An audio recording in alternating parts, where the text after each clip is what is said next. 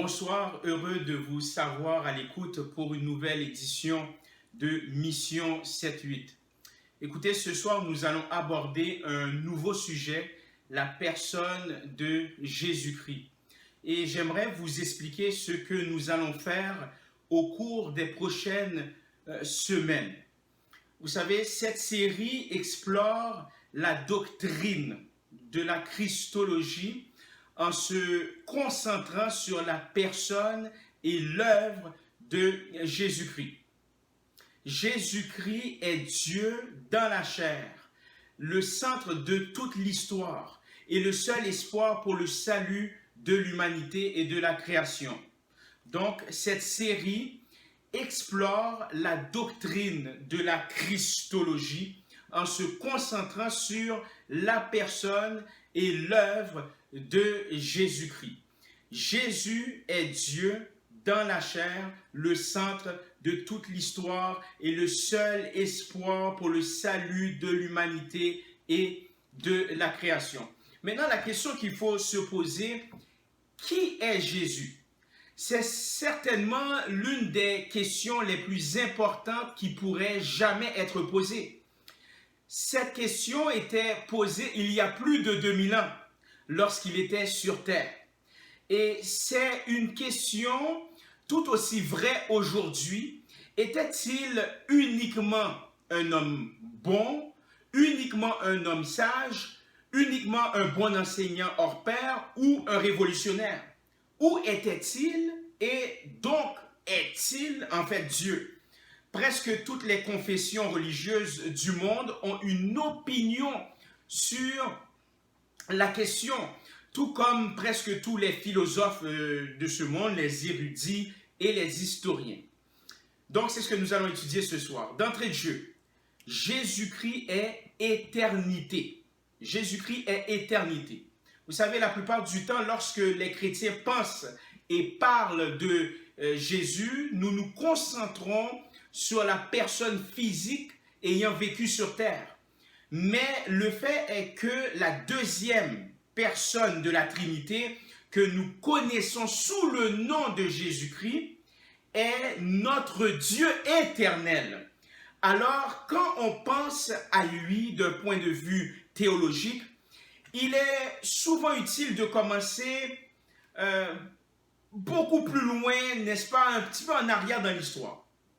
Dans l'éternité, seul Dieu a existé. Et il a existé dans la Trinité tant que le Père, Fils et le Saint-Esprit.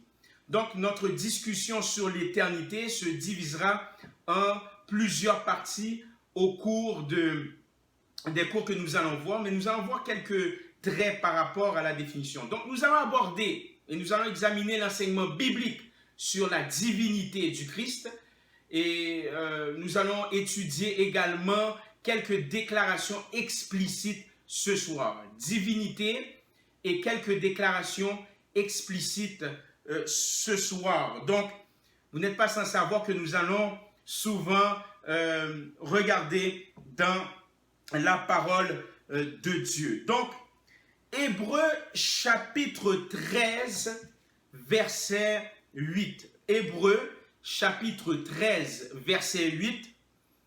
L'auteur des Hébreux nous dit ceci: Jésus-Christ est le même hier, aujourd'hui et éternellement.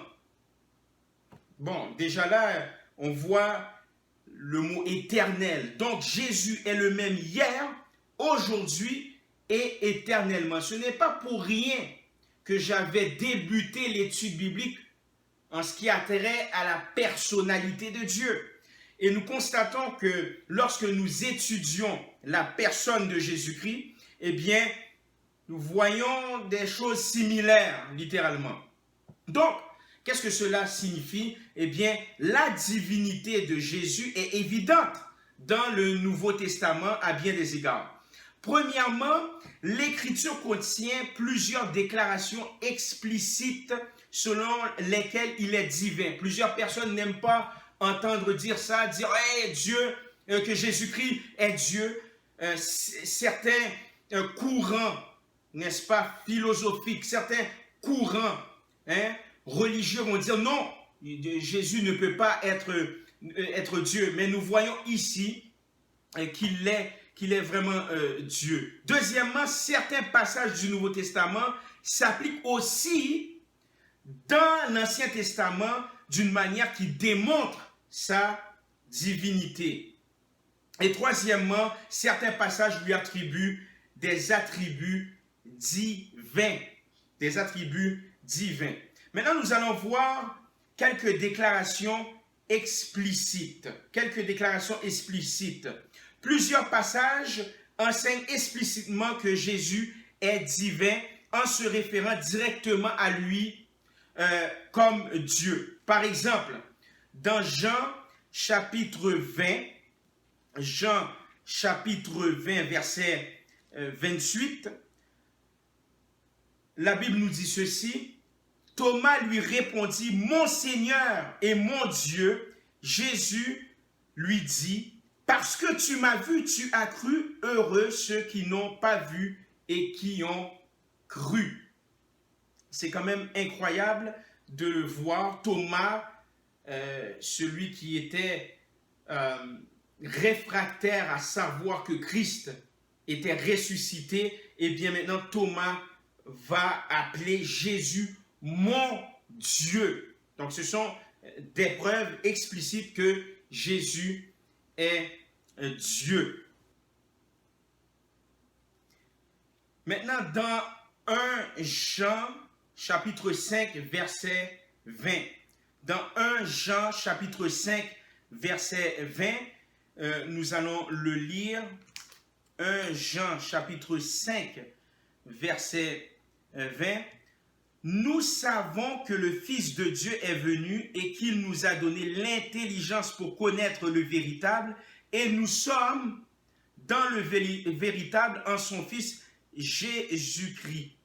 C'est lui qui est le Dieu véritable. Voyez-vous, c'est lui qui est le Dieu véritable et la vie éternelle. C'est pas écrit Dieu avec un petit d, c'est écrit Dieu avec un D majuscule. C'est lui qui est le Dieu véritable. Donc Jean ici, lorsqu'il a écrit sa lettre, il déclare que Jésus-Christ est le Dieu véritable et la vie éternelle. Maintenant, nous allons voir d'autres passages. Il y a plusieurs passages, mais j'aimerais vous donner quelques passages parce qu'on entend souvent des gens qui rétorquent que Christ, que Jésus-Christ n'est pas Dieu, mais nous voyons dans la parole de Dieu, à plusieurs égards, plusieurs fois, nous constatons que Jésus-Christ est Dieu. Maintenant, vous allez lire avec moi, ou du moins tourner dans Tite, chapitre 2, verset 13. Tite, chapitre 2, verset 13. Donc, Tite, chapitre 2, verset 13. Donc, c'était une lettre adressée à un leader d'église du nom de Tite. Et l'auteur, l'apôtre Paul, a écrit ceci. « En attendant la bienheureuse espérance et la manifestation de la gloire de notre Dieu et Sauveur Jésus-Christ. » Donc, Paul a appelé Jésus notre grand Dieu. On le voit ici, notre grand Dieu et Sauveur. Notre grand Dieu et Sauveur. Toujours est-il, nous allons lire maintenant, nous allons étudier le texte 2 Pierre, chapitre 1, verset 1. 2 Pierre, chapitre 1, verset 1, à la gloire de Dieu. Simon Pierre, serviteur et apôtre de Jésus-Christ, à ceux qui ont reçu un partage une foi du même prix que la nôtre, par la justice de Dieu et du Sauveur Jésus-Christ. On voit que Dieu et Jésus-Christ sont de connivence. Donc, on le voit ici dans son introduction, ici. Donc, la façon dont Pierre se présente est caractérisée par une forme d'humilité, d'une part, mais en même temps, il déclare littéralement, n'est-ce pas, Jésus, notre Dieu et Sauveur Jésus. Mais peut-être que l'un des passages les plus connus, n'est-ce pas, qui attribue la divinité à Jésus, se trouve dans Jean chapitre 1, verset 1, où nous lisons ces mots: au commencement était la parole. Au commencement était la parole, et la parole était avec Dieu. Au commencement était la parole, la parole, la parole. La parole était avec Dieu, et la parole était Dieu. La parole était Dieu. Donc, qu'est-ce que cela signifie littéralement? Qu'est-ce que cela signifie? Eh bien, ce verset dit spécifiquement que la parole était Dieu et qu'il est Dieu depuis lors. Il est Dieu depuis lors. Donc, c'est-à-dire que avant la création de l'univers, eh bien, Dieu est Dieu, la parole était Dieu, la parole était avec Dieu et il est Dieu. Et même plus loin dans ce même chapitre, notamment au verset 14 à 18, Jean va clairement déclarer que la parole dont il parlait était Jésus-Christ. Il va le déclarer, bon, on peut le voir là, dans Jean, on peut le voir dans Jean. Écoutez, c'est ce qu'on a besoin. Il faut absolument comprendre ces choses-là. Donc, comme je le disais, oui, c'est ça. En parlant de la parole, ok? Rappelez-vous, au commencement était la parole était avec Dieu, la parole était Dieu. C'est ce qu'on lit dans Jean chapitre 1, verset 1.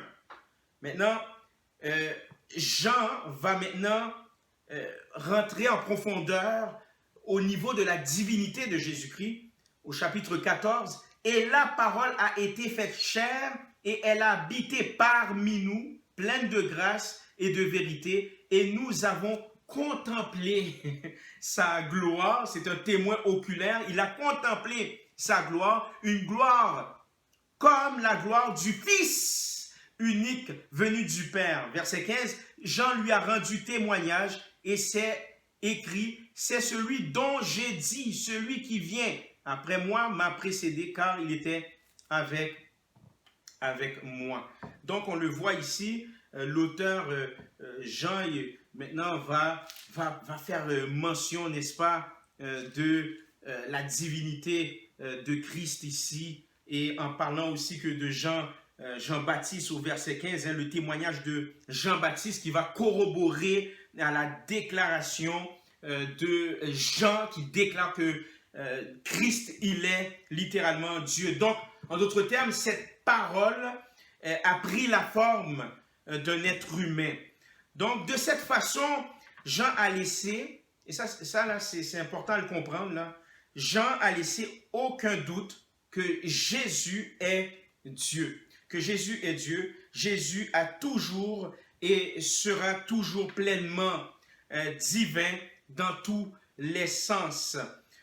Et pour terminer l'étude, j'aimerais vous lire 2 versets parce que nous allons, au cours des prochaines semaines, approfondir la personne de Jésus-Christ. Donc, j'aimerais vous rappeler que la thématique de l'étude, c'est le Fils de Dieu, le Fils de Dieu.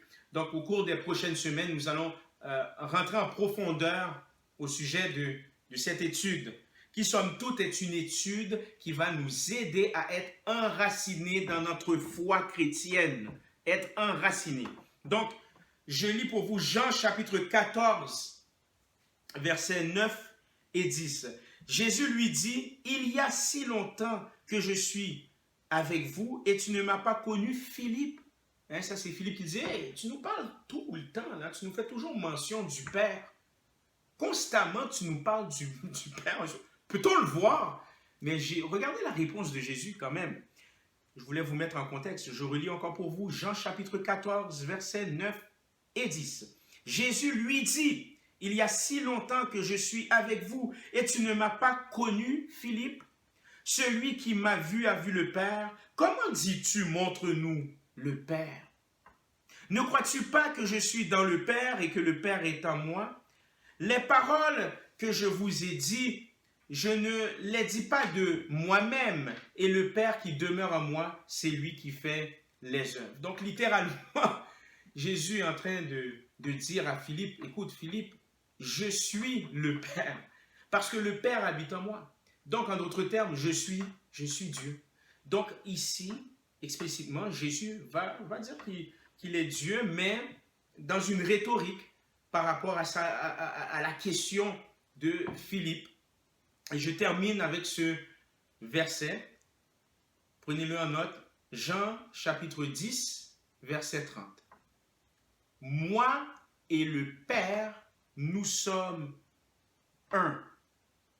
Vous savez, déclarer une telle chose à cette époque ici, pour vous expliquer le contexte, Jésus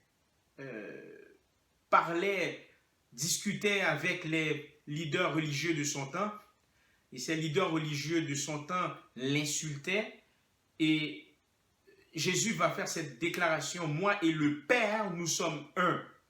Donc, c'était à cette époque, dire ça, c'est carrément dire, c'est carrément déclarer que vous êtes Dieu. Voilà pourquoi la réaction des leaders religieux de cette époque était réellement vindicative.